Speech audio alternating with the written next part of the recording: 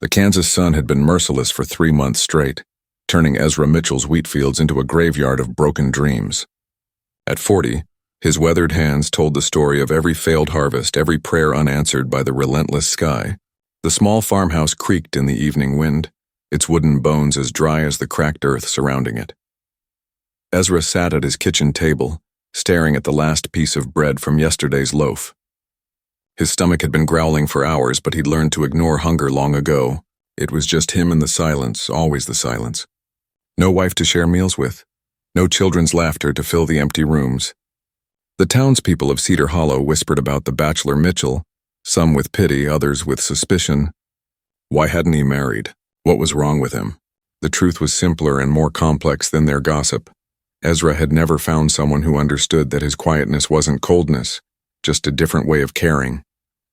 He spoke with his hands, fixing fences for widows, sharing vegetables from his garden, leaving anonymous baskets of food on doorsteps during harsh winters. As twilight painted the sky purple and orange, a figure appeared on the dusty road.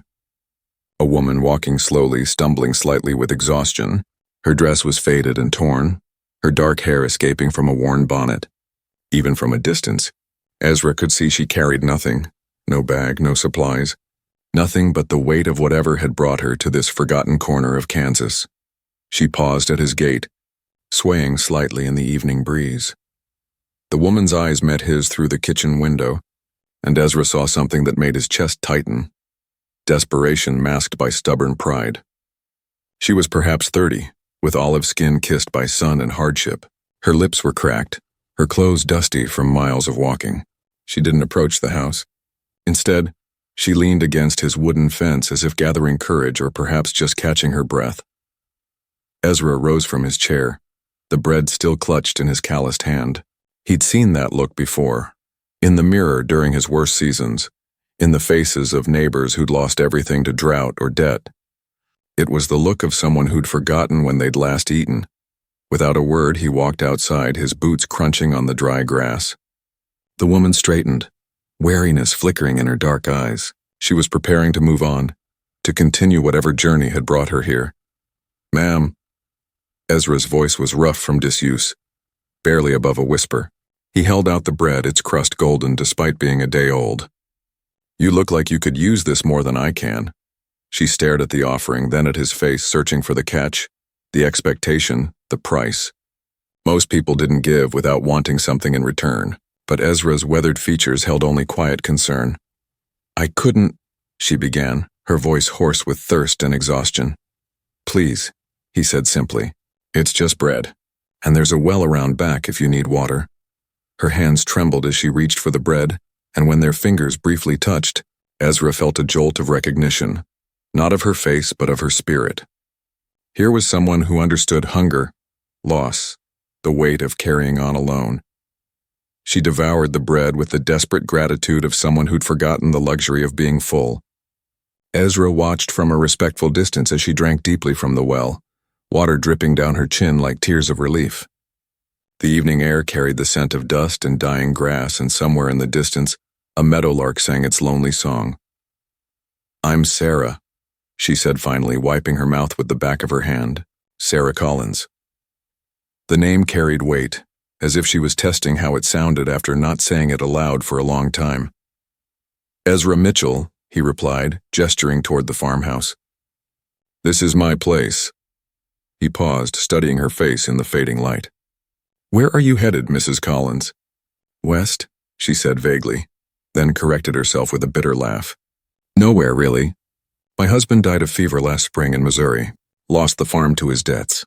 I've been walking well, it feels like forever." Ezra nodded, understanding more than she'd said. He'd heard similar stories countless times. Families destroyed by illness, debt, the unforgiving demands of frontier life. "There's a boarding house in town about 3 miles down the road. Mrs. Henderson runs it. She's kind to folks in difficult circumstances." Sarah looked toward the darkening road, then back at Ezra. "I appreciate the bread, Mr. Mitchell, and the water. I'll remember your kindness." She turned to leave, but her steps were unsteady, exhaustion weighing down her shoulders. "Wait," Ezra called out, surprising himself with his boldness. "It's near dark and the road's rough. There are coyotes out there and, well, it's not safe for a woman alone. He gestured toward a small shed near the house. There's clean hay in the barn and it's warm. If you want. Sarah studied his face in the twilight, looking for ulterior motives but finding only genuine concern. Ezra woke before sunrise, as was his habit, but something felt different. The air carried an unfamiliar scent, something warm and inviting that didn't belong in his solitary world. He dressed quietly, pulling on his worn work shirt and suspenders, and padded barefoot toward the kitchen. What he saw stopped him in his tracks. Sarah stood at his wood-burning stove, her back to him, stirring something in a pot he didn't recognize. She'd somehow procured eggs, bacon, and what smelled like fresh biscuits. Her hair was neatly braided, and she'd cleaned up considerably from the exhausted traveler of the night before. She moved with quiet efficiency as if she'd been cooking in his kitchen for years. "Good morning," she said without turning around, somehow sensing his presence. "I hope you don't mind. I found some supplies in town, traded some mending work for them. Seemed the least I could do after your kindness." Ezra rubbed his eyes, wondering if he was dreaming. "You walked to town? It's 3 miles and you barely made it here last night." Sarah turned, a gentle smile playing on her lips. "I'm stronger than I look, Mr. Mitchell, and I've learned that gratitude requires action, not just words." She gestured toward the table, where she'd set 2 places with his mismatched dishes. "Besides, when's the last time you had a proper breakfast?" He couldn't remember. Most mornings he gnawed on leftover bread or went without, saving what little food he had for dinner. The kitchen suddenly felt alive in a way it never had. Warm, purposeful, welcoming. For the first time in years, his house felt like a home. "I don't understand," he said quietly. "Why would you go to such trouble for a stranger?" Sarah ladled eggs onto his plate, her movements graceful despite the simple surroundings. "Because yesterday a stranger shared his last piece of bread with me. And that's not something you forget." News traveled fast in Cedar Hollow, faster than the morning breeze across the wheat fields. By the time Ezra hitched up his wagon to head to town for supplies, half the village knew about the mysterious woman who'd been seen walking the roads at dawn, carrying a basket of mending. At Morrison's general store, conversation stopped when he entered. Martha Morrison, the storekeeper's wife, gave him a look that could curdle milk. "Morning, Ezra," she said with false sweetness. "Heard you had a visitor yesterday." Ezra selected his usual supplies: coffee, flour, sugar, trying to ignore the weight of watching eyes. "Word spreads quick around here," he said mildly. "A woman traveling alone," Martha continued, her voice carrying to every corner of the store. "That's unusual. Dangerous even. Makes a person wonder what she's running from." Old Pete Thompson, whittling on the front porch, chimed in through the open door. "Saw her this morning bright and early. Real pretty thing. Seems mighty comfortable around your place, Ezra." Heat crept up Ezra's neck, but he kept his voice steady. She needed help. Food and shelter. That's what neighbors do. "Neighbors help neighbors," Martha said pointedly. "But she's not from around here, is she? And you know how some women, well, they target men with land. Especially men who—" She let the sentence hang, but everyone understood. "Especially men who lived alone. Men who might be lonely enough to make poor decisions." Ezra paid for his supplies in silence, but inside, anger simmered. Not at the gossip, and he was used to that, but at the assumptions they made about Sarah.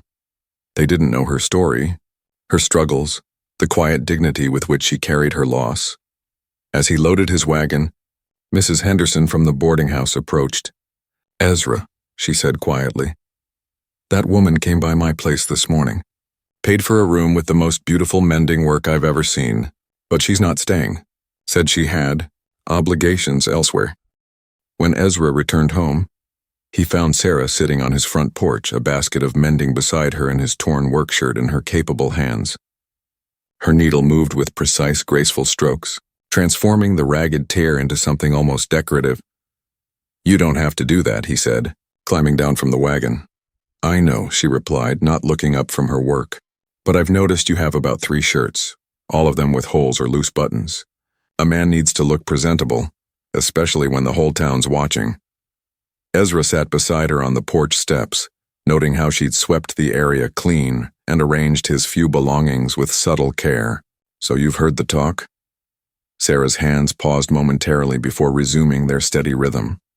"Mrs. Henderson mentioned that folks are Curious about me, about why I'm here. She finally looked up, meeting his eyes. They think I'm after your land, don't they? Some do, he admitted. People around here have seen too many hard seasons, lost too much. It makes them suspicious of change, of strangers. And what do you think? She asked quietly. Ezra studied her face, the way sunlight caught the brown in her eyes, the determined set of her jaw, the gentle competence with which she handled everything from cooking to mending. I think you're someone who's been hurt and is trying to heal. I think you're kind, capable, and stronger than you give yourself credit for. He paused. And I think if you wanted my land, there'd be easier ways to get it than cooking breakfast and mending shirts. Sarah's smile was like sunrise after a long night. Slow, warm, transformative. Thank you for that, and for not asking me to leave just because people are talking. This is your home as long as you want it to be, Ezra said, surprising himself with the certainty in his voice. Days fell into an easy rhythm that felt both foreign and natural to Ezra.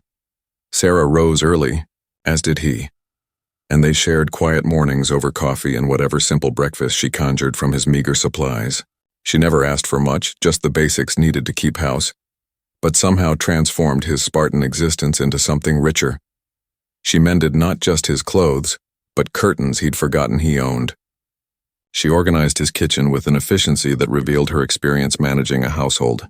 Most remarkably, she talked to him, not chatter, but real conversation about books she'd read, places she'd seen, dreams she'd once harbored. I always wanted to teach school, she confessed one evening as they sat on the porch watching the sunset. Before I married James, I had plans to attend teachers' college in Missouri. But then love happened and dreams. Well, dreams change. They don't have to die, though, Ezra said quietly. Cedar Hollow's been needing a teacher for 2 years now. Old Miss Peterson retired, and they haven't found anyone willing to stay.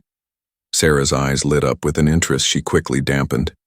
I'm just passing through, and besides, she gestured vaguely toward town. People are already suspicious. A woman like me with my past trying to influence their children? A woman like you, Ezra repeated. You mean intelligent, patient, and educated? Sounds exactly like what their children need. Their conversations revealed layers to each other that surprised them both.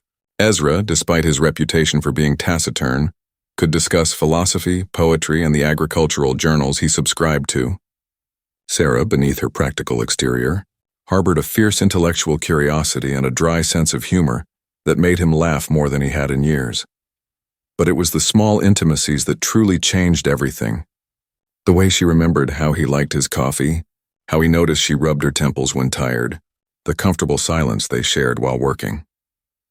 Sunday service at Cedar Hollow Community Church became an ordeal Ezra had never anticipated.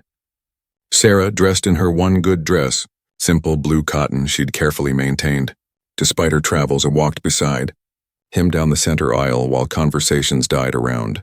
Then, like flames in rain, Pastor Williams, a good man despite his congregation's flaws, welcomed Sarah warmly and introduced her as a visitor from Missouri. But during the service, Ezra felt the weight of stares, the whispered speculations barely concealed behind hymn books and prayer hands. The sermon, ironically, focused on the biblical mandate to welcome strangers, but Ezra noticed how few people applied the message to their current situation. After service, during the social hour in the church basement, Sarah was politely excluded from conversations, met with cool nods and calculating glances. Such a shame about her husband, Martha Morrison said loudly enough for everyone to hear, though one has to wonder why she's traveled so far from family. Most widows return to their people, don't they? Sarah's jaw tightened, but she maintained her composure, helping elderly Mrs. Patterson with her tea and listening patiently to young Tommy Henderson's excited story about finding a bird's nest. Ezra watched. The subtle cruelties, the way conversations stopped when Sarah approached, how other women clutched their husbands' arms a little tighter, the pointed comments about certain types of women who preyed on lonely men. People can be remarkably small-minded, Pastor Williams said quietly, appearing at Ezra's elbow. But time has a way of revealing character, both hers and theirs. She doesn't deserve their suspicion, Ezra said. No, the pastor agreed. But sometimes God places people in our lives not just for our benefit, but to test our capacity for grace. The question is, Will you let their judgment influence how you treat her? The answer came sooner than expected. That evening, a late summer storm rolled across the Kansas prairie with the fury of something personal. Wind howled around the farmhouse, rain drove horizontal against the windows, and lightning illuminated the landscape in stark, brilliant flashes. Sarah sat at the kitchen table, bending by lamplight, while Ezra reviewed his accounts. The storm's intensity grew, and suddenly a tremendous crack of thunder seemed to shake the house's foundation. Sarah's needle stilled, and Ezra saw her hands trembling. "It's just weather," he said gently. "This old house has weathered worse." "James died during a storm like this," she whispered, her voice barely audible above the wind. "The fever had him delirious, and he kept calling for me, but I couldn't help him.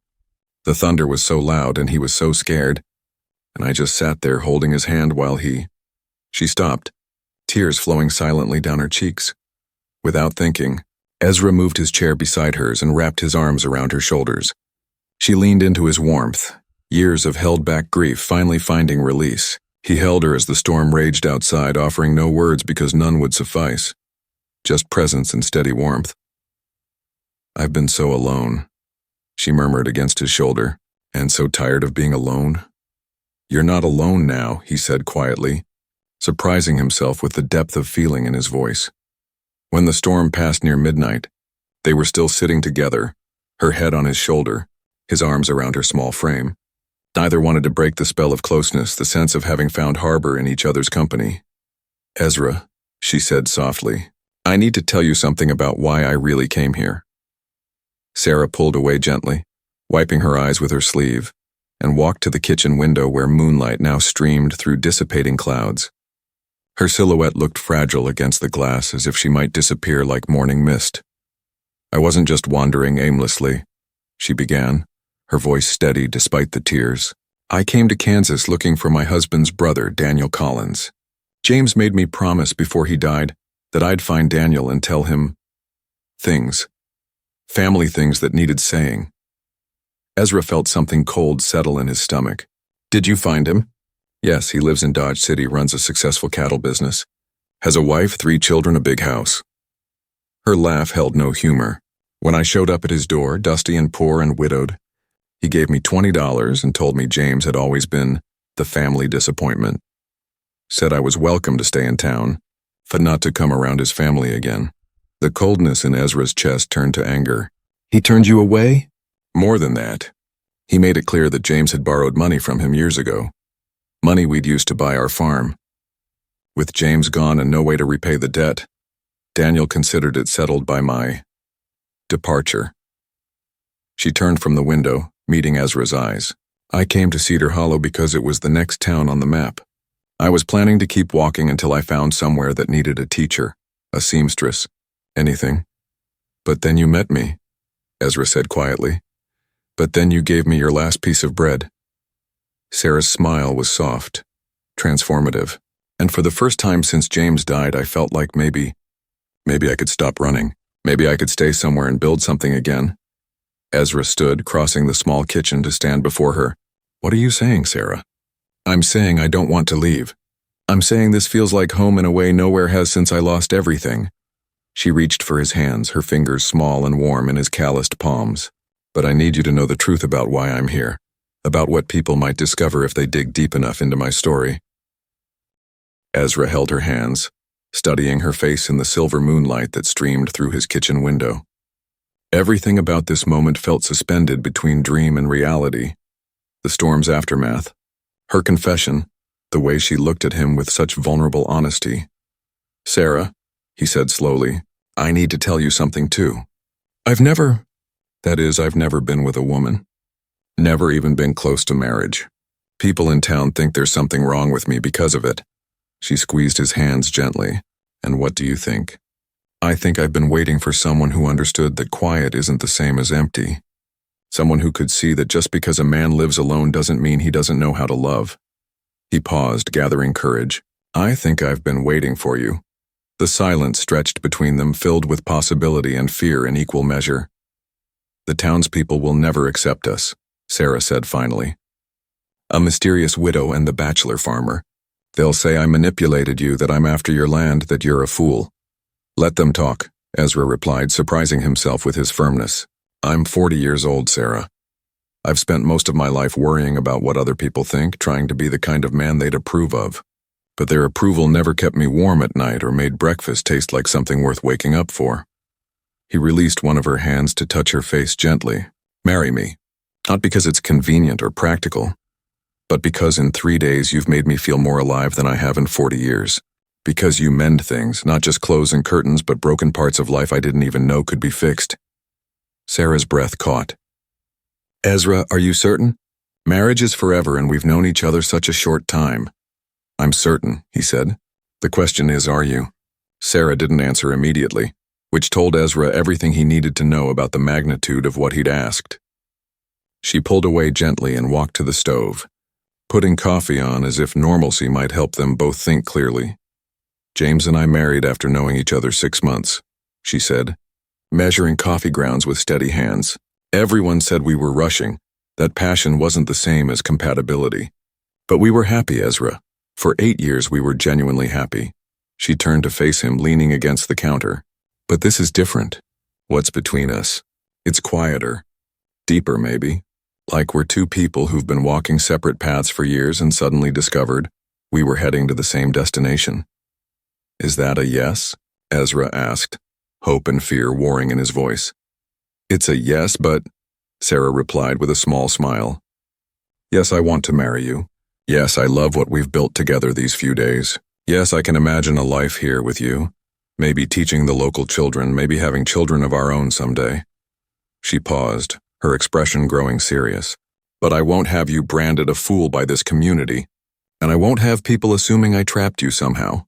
If we do this, we do it right. Properly. With time for people to see who I really am. Ezra nodded slowly. What are you suggesting? Courtship, Sarah said firmly. Old-fashioned, proper courtship. I'll take that room at Mrs. Henderson's boarding house. You'll call on me like a gentleman. We'll attend church together. Social functions, give people time to adjust to the idea of us. And if, after a month or two, you still want to marry me, I'll still want to marry you, Ezra said with quiet certainty. Then we'll have a wedding this community can respect, and a marriage they can't question. The transition from cozy domesticity to formal courtship felt artificial to both of them, but Sarah insisted on propriety. She moved to Mrs. Henderson's boarding house that very morning, paying her weekly rate with intricate needlework that had the older woman exclaiming over its beauty. Ezra found himself in the unfamiliar position of calling on a lady. Every Tuesday and Friday evening he'd wash thoroughly, put on his best shirt, now expertly mended, and walk to town carrying small gifts, wildflowers from his fields, vegetables from his garden, or books from his modest library. They'd sit on Mrs. Henderson's front porch, chaperoned by the proprietress's watchful but kindly presence, and talk about everything and nothing. Sometimes Sarah would read aloud from poetry books while Ezra whittled or simply listened to the music of her voice. Other evenings, they'd play checkers or discuss the agricultural journals Ezra subscribed to, Sarah proving surprisingly knowledgeable about crop rotation and soil management. The formality felt strange after the easy intimacy they'd shared, but it served its purpose. People began to see them as a courting couple rather than a suspicious arrangement. Sarah's kindness toward children, her respectful treatment of elderly townspeople, and her obvious intelligence gradually won over some of the initial skeptics. She also began teaching informal lessons to children whose parents couldn't afford formal schooling, gathering them in the church basement on Saturday mornings. Her patience with slow learners and her ability to make even mathematics seemed like an adventure impressed parents, who'd been suspicious of her motives. That Collins woman certainly knows her letters, admitted Martha Morrison after watching Sarah help her youngest son with his reading. And she's got a way with the difficult children. Makes them want to learn. But not everyone was convinced. A core group of townspeople, led by banker Harold Finch, continued to whisper about Sarah's mysterious past and Ezra's sudden transformation from confirmed bachelor to lovesick suitor. The test of their relationship came 6 weeks into their courtship. During the harvest dance that celebrated the end of wheat season, despite the drought, most farmers had managed to salvage something from their fields, and the community gathered in the church hall for an evening of music, dancing, and cautious celebration. Sarah wore a dress she'd sewn herself from fabric purchased with her mending earnings, a soft green cotton that brought out the warmth in her dark eyes. She'd arranged her hair in a simple but elegant style, and when Ezra saw her descend the boarding house stairs, his breath caught. "You look beautiful," he said, offering his arm. "You clean up rather well yourself," she replied, admiring his carefully pressed shirt and slicked back hair. The evening began pleasantly enough. Pastor Williams and his wife welcomed them warmly, and several families made polite conversation. Sarah helped serve refreshments with the other ladies, and Ezra found himself part of discussions about winter wheat and cattle prices. But when the music started and couples began dancing, the atmosphere shifted. Ezra, despite his size and generally awkward demeanor, proved to be a surprisingly graceful dancer. Sarah moved like water in his arms, and together they created something magical on the simple wooden floor. Other couples noticed. Conversations paused, and in that moment of beauty and grace, jealousy reared its ugly head. "Well, well," Harold Finch said loudly enough for half the room to hear. "Looks like our bachelor farmer has learned some new tricks. Makes a man wonder what else he's been learning from his teacher." The implication was clear and cruel. Sarah's steps faltered slightly, but Ezra's arm tightened around her waist protectively. "Careful, Harold," Ezra said quietly, his voice carrying a warning that surprised everyone who heard it. "You're talking about the woman I intend to marry. I'd hate for you to say something we'd all regret." The moment stretched taut as a bowstring, the entire room watching to see what would happen next. Harold Finch, emboldened by an audience and perhaps more whiskey than was wise, pushed forward with his insinuations. "Intend to marry? Well, that's mighty convenient, isn't it? Mysterious widow shows up with nothing but the clothes on her back, and within 2 months she's got our most eligible bachelor wrapped around her little finger." The music stopped. Couples stepped apart. Sarah lifted her chin, meeting Harold's gaze directly, but Ezra spoke before she could respond. "Harold, you've had too much to drink and you're embarrassing yourself," Ezra said, his voice calm but carrying an undercurrent of steel that few had ever heard from the quiet farmer. "Sarah has conducted herself with more dignity in 2 months than some folks manage in a lifetime." "Dignity?" Harold laughed harshly. "Is that what we're calling it now? A woman shows up out of nowhere, moves in with a man she barely knows, and now nothing," Pastor Williams interrupted, stepping between them. "Harold, I think it's time you went home. You're disrupting a community celebration with unfounded accusations." But Harold wasn't finished. "Unfounded? Has anyone actually investigated her story? Do we know for certain her husband is dead? Do we know she's not running from something? Or someone?" The accusations hung in the air like poisonous smoke. Sarah's face went pale and Ezra felt her trembling beside him, but instead of shrinking away, she stepped forward, addressing not just Harold but the entire room. "My husband, James Collins, died of fever on March 15th of this year in Boonville, Missouri," she said clearly. "I have his death certificate signed by Dr. Harrison Whitmore. I can provide the name and address of the pastor who conducted his funeral, the neighbors who witnessed his burial, and the banker who foreclosed on our property." Her voice grew stronger with each word. "I came to Kansas to deliver a message to my brother-in-law and found myself turned away like a beggar. I've survived by honest work, treated everyone in this community with respect, and fallen in love with a good man who deserves better than these petty suspicions." She turned to face the entire gathering. "If anyone here wants to verify my story, send a telegram to Boonville. Ask your questions. Satisfy your curiosity, but don't stand there spreading poison about people you don't know and situations you don't understand."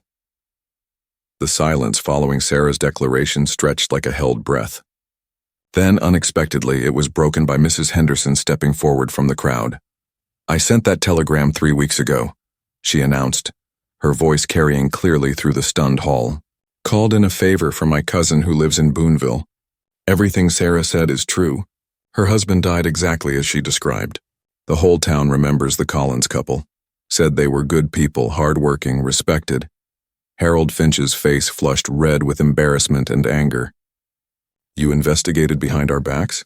"I investigated because I care about this community and the people in it," Mrs. Henderson replied firmly, "including Sarah, who's been paying her board with the most beautiful needlework I've ever seen and helping my arthritic hands with tasks I can barely manage anymore.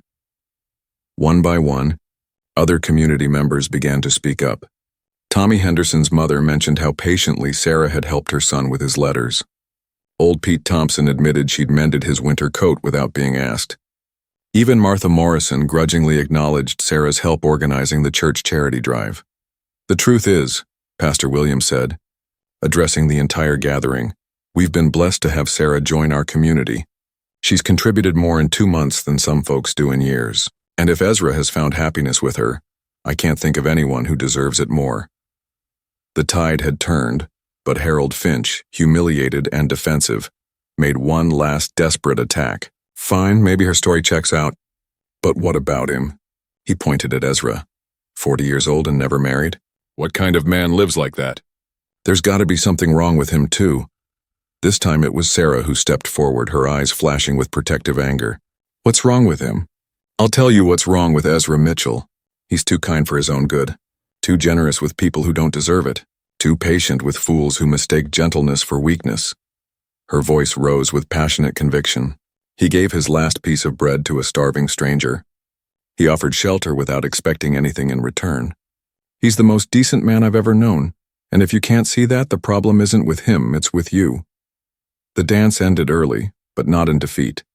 As people filtered out of the church hall, many stopped to speak quietly with Ezra and Sarah. Apologies from some, words of support from others, and genuine invitations to social gatherings that had been conspicuously absent before. Harold Finch left without another word, his wife dragging him home with a mortified expression. But his public humiliation had accomplished something unexpected. It had forced the community to examine their own behavior and find it wanting. 3 weeks later, on a crisp October morning when the Kansas sky stretched endless and blue above golden fields, Ezra Mitchell and Sarah Collins were married in Cedar Hollow Community Church. Sarah wore a dress she'd sewn herself, ivory silk with tiny pearl buttons that had belonged to her mother. Ezra wore a new suit, purchased with money saved from his modest but successful harvest. Mrs. Henderson cried during the ceremony. Pastor Williams beamed as he pronounced them husband and wife. Even Martha Morrison admitted it was quite a lovely wedding, and that Sarah's dress was the most elegant thing she'd ever seen in Cedar Hollow. But the real celebration came later, in the quiet of their farmhouse kitchen, as Sarah cooked their first meal as husband and wife while Ezra watched from the table where it all began. "Any regrets?" he asked as she turned from the stove wearing his mother's old apron over her wedding dress. "Only one," Sarah said with a mischievous smile. "I should have asked for a bigger piece of that bread. I was starving." Ezra laughed, a rich, joyful sound that filled every corner of the small house. "Next time you're hungry, Mrs. Mitchell, you just let me know. I'll give you everything I have. Is that a promise?" she asked, moving to sit beside him at the table where 2 place settings waited. "That's a promise," he replied, taking her hand. "Everything I have, everything I am, everything I hope to become." Outside, the Kansas wind whispered through the wheat stubble, carrying the scent of approaching winter and the promise of spring plantings to come. Inside their small farmhouse, 2 people who had found each other against all odds sat down to their first meal as husband and wife, their future stretching before them like an endless prairie full of possibility. Sarah had stopped running. Ezra had stopped waiting, and in a community that had learned the difference between suspicion and wisdom, they had found not just love but home. The bread that had brought them together was long gone, but its legacy lived on in every shared meal, every quiet conversation, every moment of ordinary grace that transformed their simple house into something sacred, a place where kindness was rewarded, where loneliness was healed, and where 2 wounded hearts had discovered that sometimes the best things in life come to those who are brave enough to give away their last piece of bread to a stranger. As the sun set over the Kansas plains, painting the sky in shades of gold and crimson, Ezra and Sarah Mitchell began their new life together, a life built on the simple but profound truth that love, like bread, is meant to be shared.